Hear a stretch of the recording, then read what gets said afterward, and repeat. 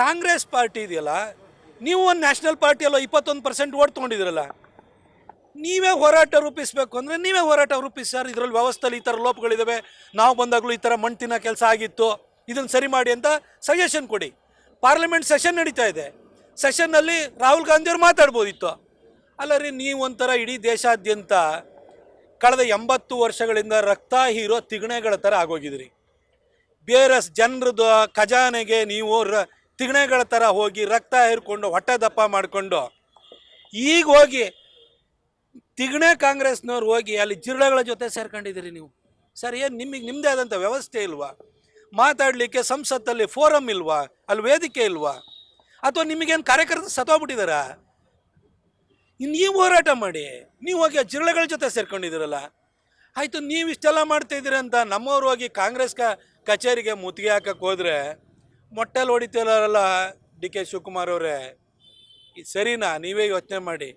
ಸಾರ್ವಜನಿಕ ಜೀವನದಲ್ಲಿ ಪರಸ್ಪರರು ಮೊಟ್ಟೆ ಹೊಡೆಯೋದು, ಚಪ್ಪಲಿ ಬಿಸಾಡೋದು ಇವೆಲ್ಲ ಶುರು ಮಾಡ್ತು ಅಂತಂದರೆ ರೋಡಲ್ಲಿ ಸಂಘರ್ಷ ಪ್ರಾರಂಭ ಆಗುತ್ತೆ. ನಿಮ್ಮ ಕಾಂಗ್ರೆಸ್ ಪಾರ್ಟಿಗೆ ಎಷ್ಟು ಜನ ಫಾಲೋವರ್ಸ್ ಇದ್ದಾರೆ? ನಿಮಗಿಂತ ಫಾಲೋವರ್ಸು ನಾನು ಒಬ್ಬನಿಗೆ ಫೇಸ್ಬುಕ್ಕಲ್ಲಿ ಇದ್ದಾರೆ, ತಿಳ್ಕೊಂಬಿಡಿ. ನಿಮ್ಮ ಫೇಸ್ಬುಕ್ಕಿಗಿಂತ ನಮಗೂ ಫಾಲೋವರ್ಸ್ ಇದ್ದಾರೆ. ಆದರೆ ಇಂಥ ಕೆಲಸ ಮಾಡೋಕ್ಕೋಗ್ಬೇಡಿ. ಪ್ರಜಾತಾಂತ್ರಿಕವಾಗಿ ವಿರೋಧಿಸುವಂಥ ಹಕ್ಕು ಎಲ್ಲರಿಗೂ ಇದೆ. ಆದರೆ ನೀವೆಂಥರ ತುರ್ತು ಪರಿಸ್ಥಿತಿಯ ಮನಸ್ಥಿತಿಯನ್ನು ಇಟ್ಕೊಂಡು ನಮ್ಮ ಲೀಡರ್ಗಳ ಮೇಲೆ BP ಹರೀಶ್ ಅವ್ರ ಮೇಲೆ ಮೊಟ್ಟೆ ಹೊಡೆಯೋ ಕೆಲಸನೂ ಕೂಡ ನಿನ್ನೆ ಆಗಿದೆ. ಇದನ್ನು ನಾನು ಖಂಡಿಸ್ತೀನಿ. ಇಂಥದ್ದು ಆಗಬಾರ್ದು. ಈ ಥರ ಬೀದಿನಲ್ಲಿ ಕಾರ್ಯಕರ್ತರ ಮಟ್ಟದಲ್ಲಿ ಹೊಡೆದಾಟ ನಡೆದ ಪ್ರಾರಂಭ ಆಯಿತು ಅಂತಂದರೆ ಸಮಾಜ ಎಲ್ಲಿಗೆ ಹೋಗುತ್ತೆ ಅನ್ನೋದನ್ನು ಯೋಚನೆ ಮಾಡಿ. ಆಮೇಲೆ ರಾಹುಲ್ ಗಾಂಧಿಯವರಿಗೆ ಹೇಳೋದು ಇಷ್ಟೇ.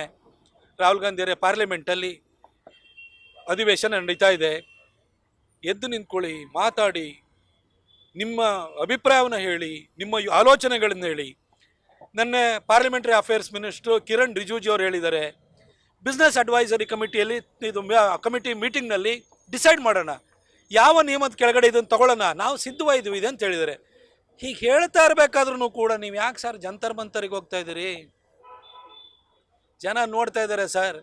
ಕಳೆದ 15 ವರ್ಷಗಳಿಂದಲೂ, ಅಂದರೆ ಈಗ 12 ವರ್ಷ ಆಯಿತು, 15 ವರ್ಷಕ್ಕೂ ನಿಮ್ಮನ್ನು ಅಪೋಸಿಷನಲ್ಲಿ ಇಟ್ಟಿದ್ದಾರೆ ಅಂದರೆ ಈ ಹಿಂದಿನ 10 ವರ್ಷದ ನಿಮ್ಮ ಆಡಳಿತ ಹೇಗಿತ್ತು ಅಂತ ಜನ ಗೊತ್ತು. ಇನ್ನು ನಿಮ್ಮ ಹತ್ರನೇ ಸ್ವಂತ ಶಕ್ತಿ ಇಲ್ದಲೆ ಯಾವುದೋ ಜಿರಳೆಗಳ ಜೊತೆ ಸೇರ್ಕೊಂಡ್ಬಿಡಿ. ಜಿರಳೆ ಎಲ್ಲಿರ್ತವೆ ಅಂತ ನಿಮಗೆ ಗೊತ್ತು.